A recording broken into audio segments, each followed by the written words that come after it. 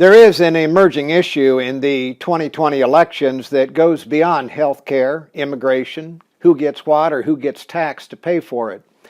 It's the way we talk to each other, the words office holders and candidates use when speaking of those with whom they disagree, the raw language some use to denigrate their opponents, the insulting invective hurled on the campaign trail and cable news. Not since 1968 has our dialogue been this coarse. Those alive then remember well that year.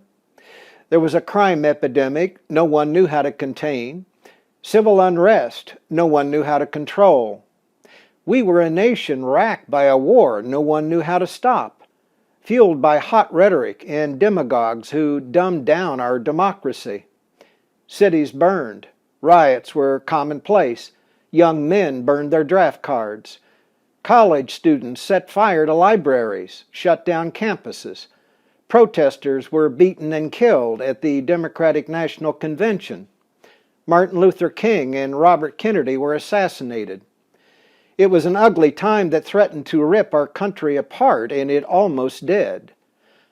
America recovered from that time only because there were candidates who refused to join the ugly chorus of hatred.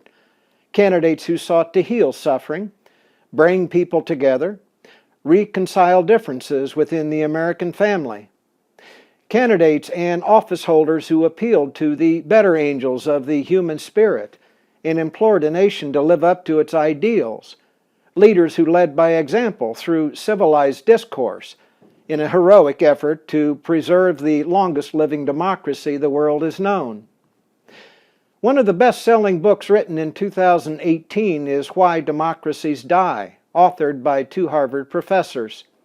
It's also one of the scariest books of our time. It chronicles the events of democracies that succumbed to the dustbin of history.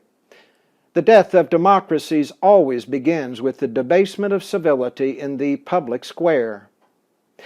In defending the American quest for independence in the British Parliament, Edmund Burke admonished the House of Commons, "Those who don't know history are destined to repeat it."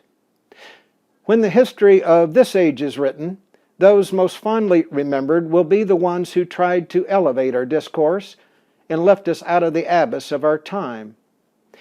If you're running for office now or plan to soon and would like to know more about how to do that, I encourage you to visit my website at jtownsend.com. On my homepage, you'll find an in-depth video on how to run for office and where you can find help navigating your journey.